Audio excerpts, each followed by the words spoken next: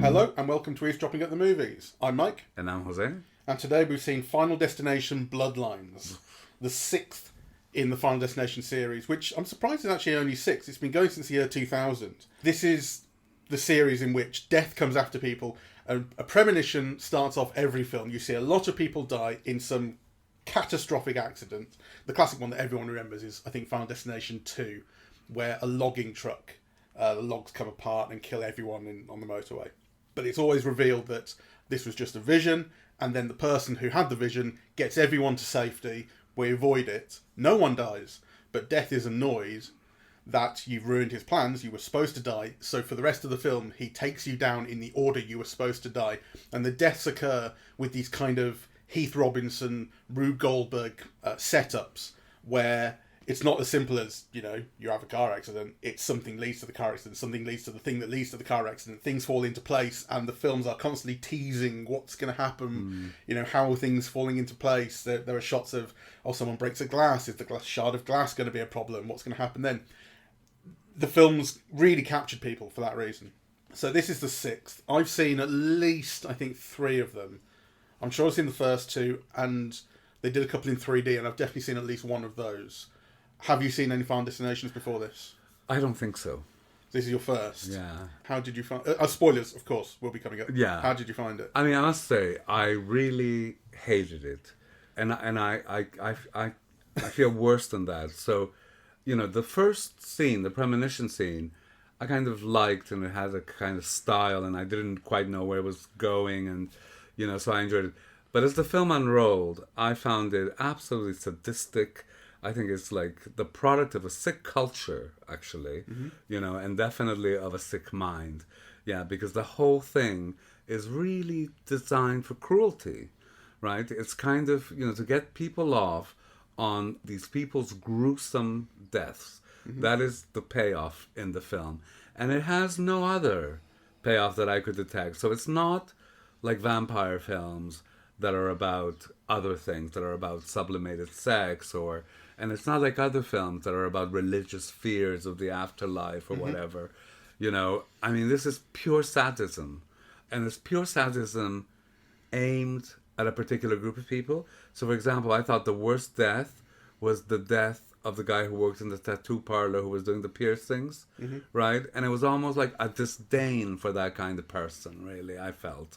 And also, it evinces a culture in which people are afraid of society, right? Everything is a danger. Like, you know, if you're in your home, which is like the safe home, is depicted as, you know, this rural, gun-crazy guy fantasy, right? Where, like, your little mobile home or shack, is a fortress of defense, in this kind of horrible poor, and there you can defend yourself because you're away from the world. And as soon as you enter the world, it's all a danger, right? Like, you know, a penny can be a danger, a flame could be a danger, your barbecue can be a danger. Like, so it evinces, this film to me evinces a fear of the world, you know, that is absolutely, it's kind of somehow evocative of American culture at the moment, in terms of both its sadism, and its fears, and I really hated it.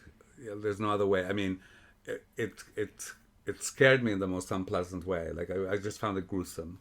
Oh, it's certainly gruesome. I mean, when the deaths eventually come, because there's a lot of lead up to the deaths. As I say, it runs through these long setups, and you're questioning exactly how the death is going to come, and it teases you and things. And when the deaths do eventually come, they're always gruesome. There's a lot of blood. There's things being put through people's faces. There's a lot of that kind of thing. It's not shy about the gore. In some films that can be funny. Well, right? I don't disagree with you in a lot of what you said, but I think that what you are missing here, from my perspective, you know, that payoff that you described not seeing, some of it I think that you may have missed. Sure. That I get. Well, I wanted to ask you about... Because I was clearly having a good time. You were having a great time, you were laughing at everything. Yeah. Right, so explain it to me. I think you missed the sense of humour that the film has, or at least you didn't, or at least it didn't. It just did. You probably saw it, but it didn't appeal to you, because I think the way you've described it is the way you could also describe like the Saw films, which I do love, the Hostel films, the kind of torture porn of the early 2000s, which this had some relationship to, but it's not quite the same, because those films had no sense of humour. Those films were out to be as gory and despicable and vicious and dark as possible.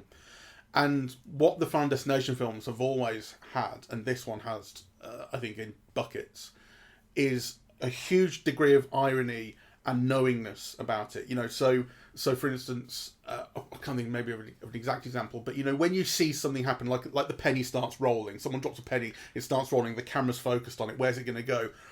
You know, I'm immediately laughing, like, oh, this is going to be the thing, a thing's going to happen. Like, you know, sort of knowing how the death scenes always work, you kind of go into this knowing that. So maybe you knew it a little bit less, I don't know. Well, that's something I completely understood right from the start. Like, this is how these are going to go. The film is going to be setting up things in interesting ways. I like the idea that, you know, because they talk about death. Death is a figure in the film. It's not a character that has it's not embodied, but they talk about death as in you have cheated death. He's coming after you, right? And I like the idea that death is not only coming after you, but he's going to take the piss out of you while he does it. You know, he's going to do something funny or excessively cruel or mean because you have cheated him. Like he's got a personality in the way that he in quotes. You know, he's got a personality in the way that these deaths are generated. You're not going to escape him, and it's going to be worse than it was before, than it would have been had you died in the way you were supposed to. You know. Well, a couple of things. Okay, yeah. So first of all, the sense of irony or whatever that you're describing, I thought at the beginning of the film that the film was working with that, right? And I kind of, you know, and I thought it was kind of stylish, the penny and what it was doing, and you know, you could kind of, the way that things were set up and the way that things were coming, you know. And spoiler, when the little kid gets splashed, I laughed, right? Because, you know, so you have a joke and you have a payoff, but actually when the same thing happened to the woman who you've just been shown to be pregnant, and who you've taken to be the heroine of the story, that sense of irony got destroyed for me. Like, I thought it was gruesome and nasty, right? Like, kind of, you know, here's kind of a pregnant woman and splat, like, and you see all her blood gushing. I mean, I thought, and actually for me, the film never recovered after that, because that sense of irony or playfulness was then lost. It was just kind of, again, you know. It's not. I'm not claiming it's there in every death. It's doing it sometimes. It's not doing it other times. The main character in these films is always meant to be one that you take seriously and one who's treated seriously, and other things around that are less serious. Yeah. But I think it's also, it's not like, when I say kind of irony and comedy, it's not just that it's like the deaths are funny, but it's that as an audience member, understanding the way that the film works and understanding the way that it constructs these death scenes, I think the more that you are kind of in tune with that, I guess, the more you appreciate the little things that it's doing to set up a potential accident, to misdirect you. You know, it has a lot of like not everything that happens in those death scenes, which are very long and they take a long time to set up, not everything immediately plays into what's going to happen, or it will. Like, someone will step on a bit of glass, for instance, and you think, oh, it's all going to kick off now, and it doesn't. But then they step on a bit of glass, they fall, and they nudge something, and the thing that they've nudged is going to play into the death later. So it's just little things like that. Like, yeah, but I thought that was quite obvious. I mean, I do, you know, because you expect it to be clever, and then, you know, and you see how things are set up and how the film thinks it's tricking the audience, though you know you're being tricked and that something will come later. You know, I just kind of, to me it didn't work, and I really hated it. You know, and a prime example of that is the end, right? Where, you know, you see they've avoided the train, but you know something else is coming, right? You know, and then, you know, those two particular deaths of our two last survivors, of our heroine who tried everything, and then, like, you have the blood gushing at the audience, right? Like, as a final image. I just hated it. And those deaths in particular, you know, we nearly got away with it, and then we didn't. And not only have we nearly got away with it, we nearly got away with a cheating death because of this rule that the film set up about how if you can be brought back from the brink of death, then the chain is broken. And the film tries to claim that that's happened because she drowned and then was brought back by CPR. And then it's real, oh, well, you weren't really dead then, you were just unconscious, so the chain hasn't been broken, and the train comes after her, they escape the train, and then a couple of logs come off it. The log is the the key motif of the Final Destination films, as I said, and that log truck is invoked here a couple of times. And the logs just kill them immediately, very quickly, with no ceremony, and the credits roll.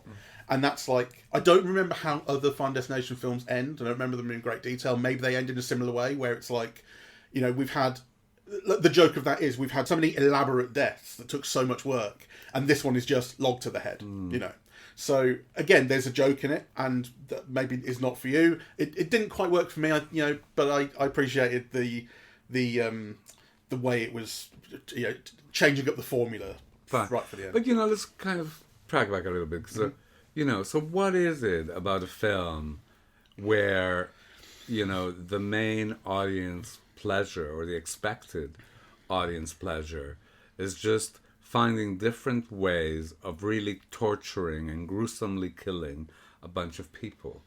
I mean, there's something actually, I think, despicable inherently in the idea. Really. I do know what you mean, right? Like, I can't claim that I'm like a pure person when I watch these, because it's similar with the Saw films, as I've said to you, and we've seen a couple of them. Yes. And you've always said to me, what is the appeal of these? Like, these films, tell me what it is.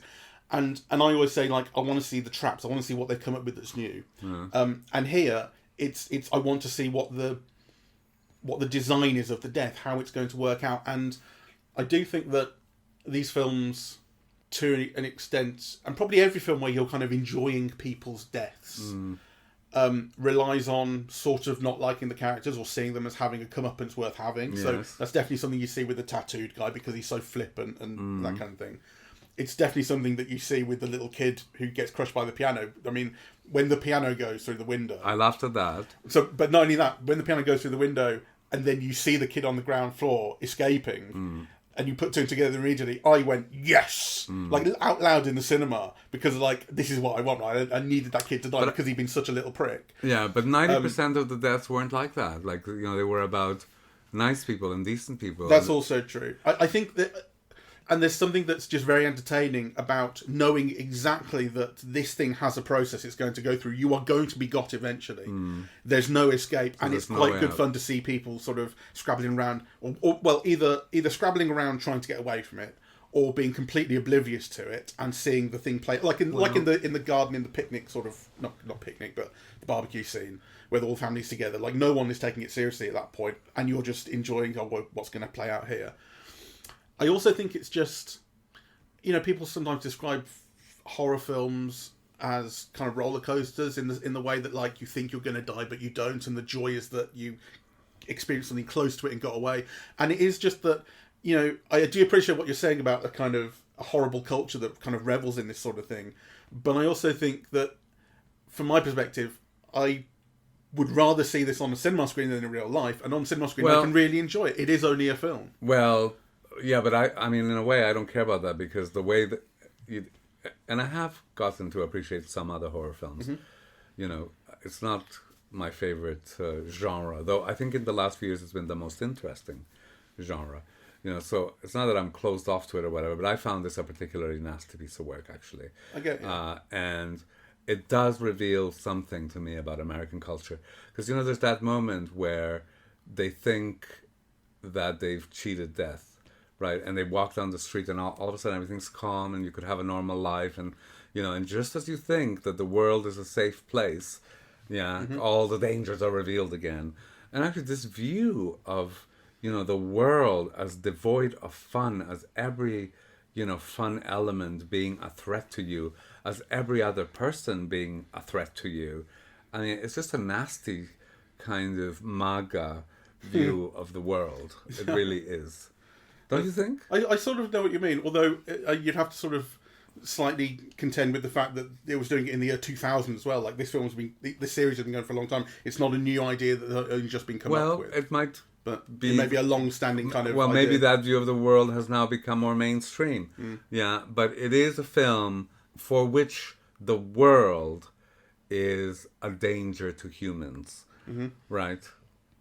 Yeah. I mean, and it's a frightful idea. It's not humans who are a danger to the world. It's the world that is a danger to, to humans. And you can't be safe anywhere except in your own little rabbit hutch with lots of guns around you. Which you don't come out of for 20 years. I mean, one of the things is that you do look at that, knowing the way that death works in these films. I looked at the grandma character in that hut that she was defending herself from, and she's been holed up in there for 20 odd years, and you're going, I know how death works in these films. There's so much stuff in there. It could still get you. Like, well, how is this hut made you safe? Also, the fact that you're walking into this place because the granddaughter goes to visit her, and the first thing you're doing is just looking at shots of spikes everywhere. Yeah. Like, are we supposed to think that like death couldn't have engineered a hurricane? I know. But, you know what I mean? So like, it's sort of daft. But the idea that you're talking about, that the only way to avoid this is to maintain a constant state of fear and isolate yourself completely, you're absolutely right. That's in there, yeah. So, and aside from that, so I didn't like anything. the thing that I liked most about it was the opening scene, which felt more stylish, and you're trying to work out the tone, and I like the costumes and the music and the period, and and the tower reminded me of the tower in Toronto, but I still thought, this is a film, so that was the best scene, and even that I thought wasn't really stylish. Yeah, that you felt like the camera swept in and it swept out, and there didn't seem to be much design to the shots, or it didn't look beautiful and it didn't look expressive, and and I didn't like the design or the color or the actors for that matter. Like, they were all like, I mean, they weren't terrible, but they were completely run of the mill, almost anonymous actually. These are films that on that level are always cheap. I mean, this is not like, I mean, what films do you get that are like premium? I suppose like something like Hereditary or something that like has name actors in it. Like that, I suppose, has a different vibe. Elevated horror, as it's called. This is not that type of film. Like the Saw films are like this. The Hostel films are like this. These films, they are taking kind of cheap actors who don't have names, you don't recognise from very much. Maybe because I think the main actor in this, the girl, I don't recognise her, but I do see. Her name's Caitlin Santaquana. She's Canadian, and she was in The Flash, the TV series. So she's had a role that people might recognise her from. I don't recognise her. I don't recognise her. But like that's kind of where these things are. I did think that, I'm not going to call it a beautiful film, but I didn't think it was bad to look at. I did think there were times when things actually looked really good. I thought there were times when things looked really well lit. I had an issue with the use of CGI. I mean, complaining about CGI is always, to me, such a basic complaint to have, and everyone has it about every film. CGI everywhere. In this case, though, there were times when it was so cheap, or just didn't quite fit in, that it was an issue, because, and it was things like, you're not ever going to do a girder coming through someone's face. You've done things with like puppets or dummies and things in the past, so that's like, it's definitely an option, but it's always going to be done with CGI these days. And it didn't ever really look that good. And in that opening scene, which is set in that sort of Space Needle CN Tower restaurant, the bit that I liked the most, or responded to the most early on, was the woman on fire, because she was really on fire, and it was very funny. I mean, maybe you didn't. I mean, I laughed, and I heard no one else laugh, but I was like, "Whoa, that's hilarious! She's on fire, and she's just running around." And that's hilarious! She's on fire. Like, I don't know. It was something about the way it happened. There was just an element of timing to the way she got set on fire, and then just started running around. I thought, great. In a way that, other things that were happening in that scene just weren't grabbing me in the same way. And the whole restaurant being set on fire, exploding, it just wasn't, it didn't grab me that much. It's like, yeah, the whole thing's exploded. So what? I mean, and it's partly that it was a reasonably cheap looking CGI explosion, CGI flames and things. But I think it was also that, these films are at their best when they're not doing something that's so big. It's like when it gets, like, the accident will always be big in the sense that a lot of people have to die in one go. Sure. So it'd be like the plane crash, I think, was the first film. The lorry accident in the second film with lots of cars. Here, it's a whole restaurant exploding and crashing and everything. So it's a big accident, but it's about getting personal with each person. How does this particular person die? What's the individual thing that happens to them? The piano falling on someone falling through the glass, that kind of thing. So when the film gets, kind of more focused on someone, that's when it's more interesting and more kind of exciting and expressive, and gets more of a reaction from me, I think.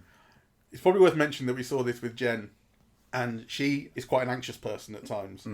And this film, I think, what I hadn't realised before seeing it with her is how accurately and effectively it gets into the head of someone who is anxious, because like she's the kind of person who'll say, text me when you get home, and if you don't, she's worrying about you. Sure. You know, and imagining every possible way you could have died.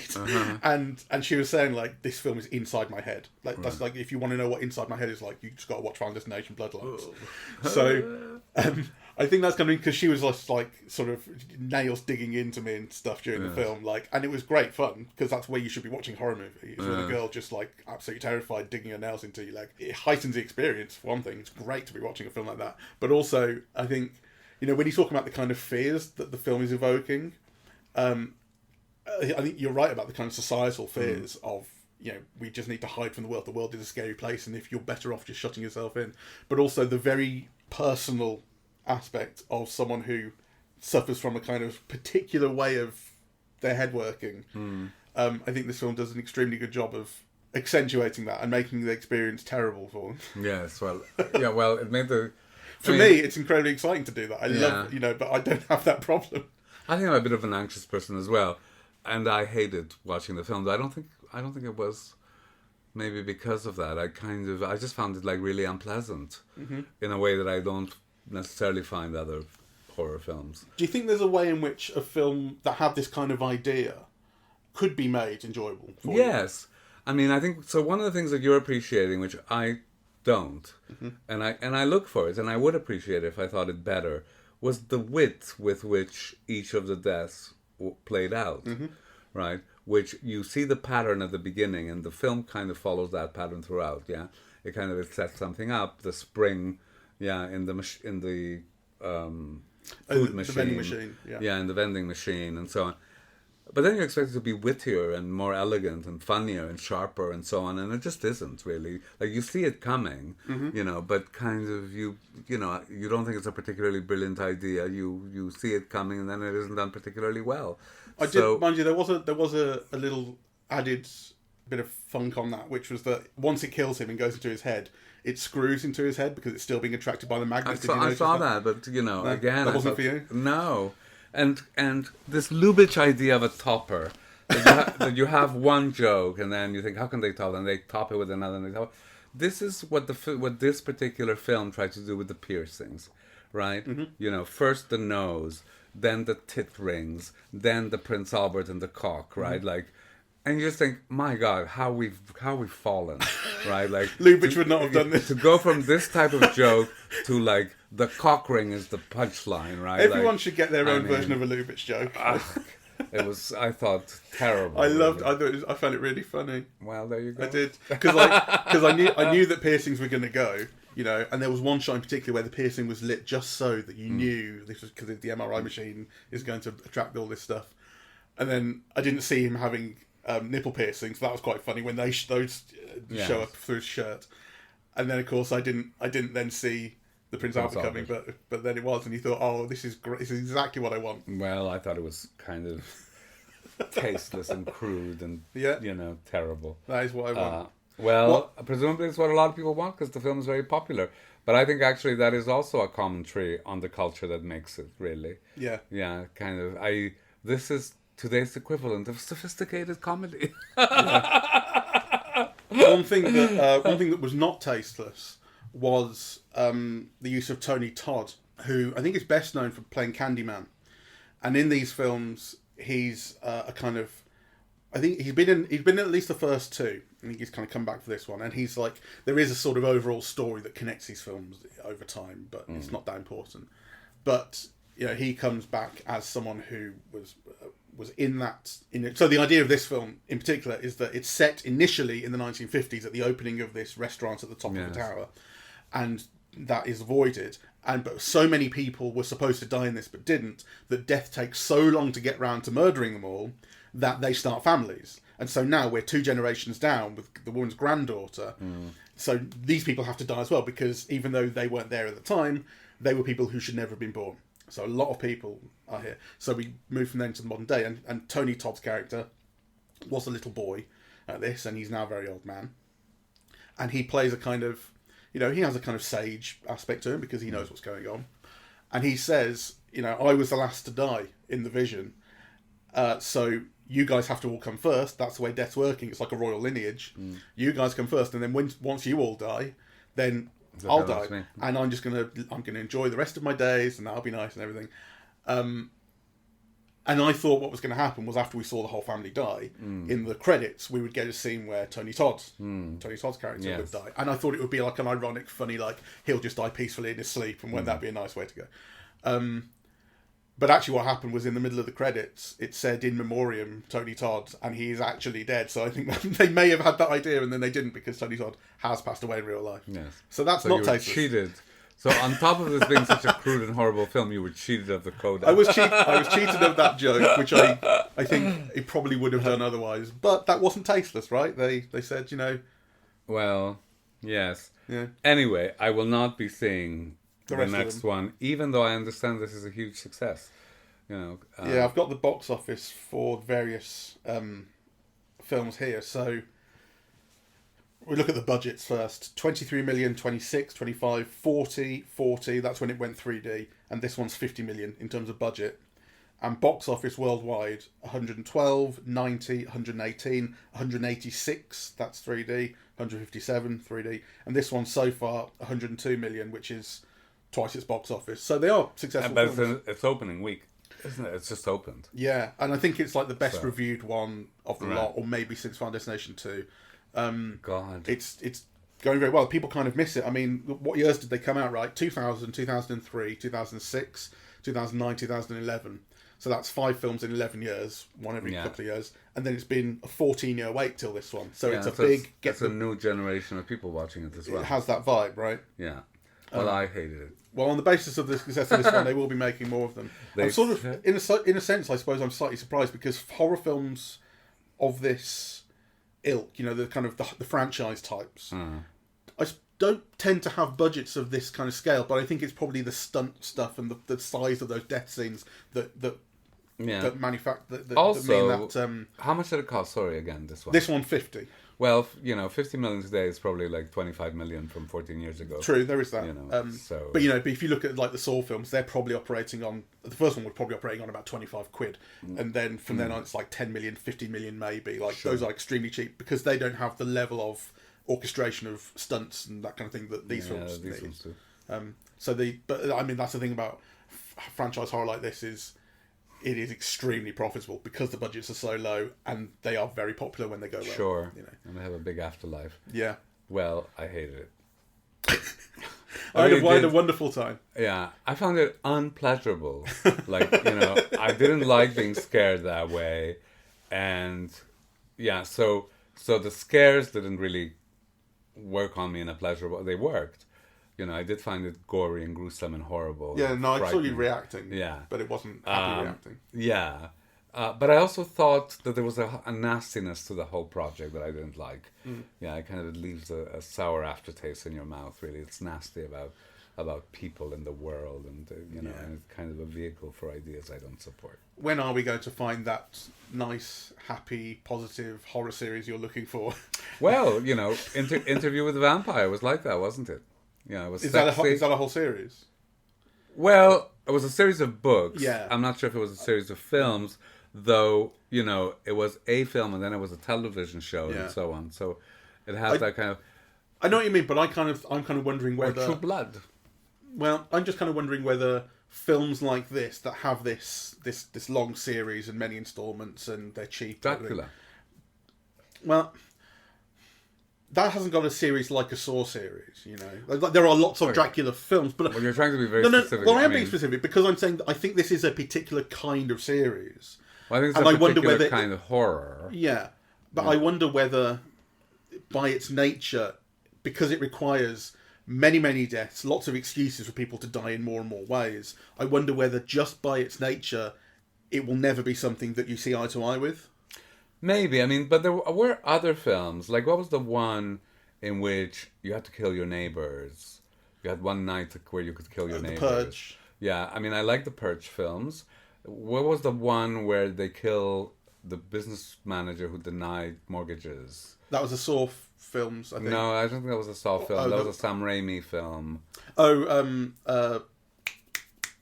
Drag Me to Hell. Drag Me to Hell. I love that. But that was only one film. Like, if there'd been a whole lot of them, I know I'm being kind of hyper specific, but I do think it's a very specific type of thing. And there are lots of horror franchises. Like, do you kind of get on with like Friday the 13th, Nightmare on Elm Street? You know, those had lots of installments, and again, lots of more people come in to die every time. And I don't know, but you know, like, so let's take a vampire film, right? Mm-hmm. I mean, in a vampire film, the deaths are caused by hunger, yeah, or lust.